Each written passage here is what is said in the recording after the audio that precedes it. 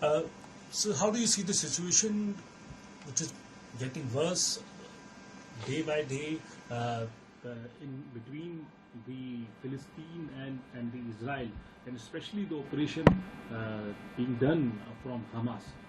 Well, look, first of all, the entire situation has been provoked by the surprise attack by Hamas during a national holiday in Israel, and it was done, I'm afraid, in the cruelest possible way. It was a terror operation. They killed innocent civilians, children, elderly people, youth attending a music festival. It really was impossible to accept any justification for what Hamas did, and I certainly join in the condemnation of the terrorist act. That's my strong personal view, and I think many of us feel this way.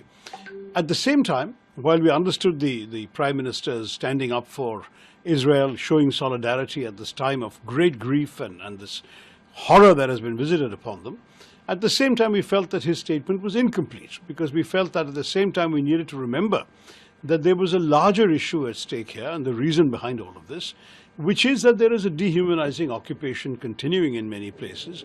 The people of Gaza have felt imprisoned in that strip for a long time. The people of the West Bank have a wall which is interfering with their normal freedom of movement and conditions of life. It's a difficult situation for the Palestinians, especially since settlement building, construction of new homes for Jewish settlers in the occupied territories has been continuing unabated all these years. And therefore, the grand bargain under which the PLO gave up the way of the gun and chose the way of peace and dialogue, and the world was heading towards a two-state solution, that has essentially been completely stagnant. For the last 2.5 decades, there's been no progress on that.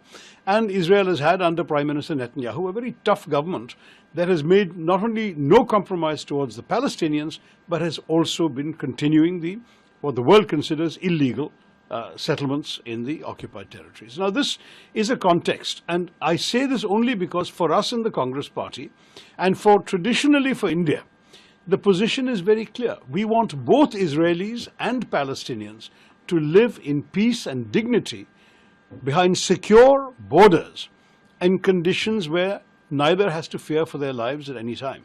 Today, Israelis are fearing for their lives and Palestinians are fearing for their lives. The death toll on both sides is mounting every day. And that, to my mind, is certainly not something that India welcomes in any shape or form. We want to see this matter halt and peace be restored.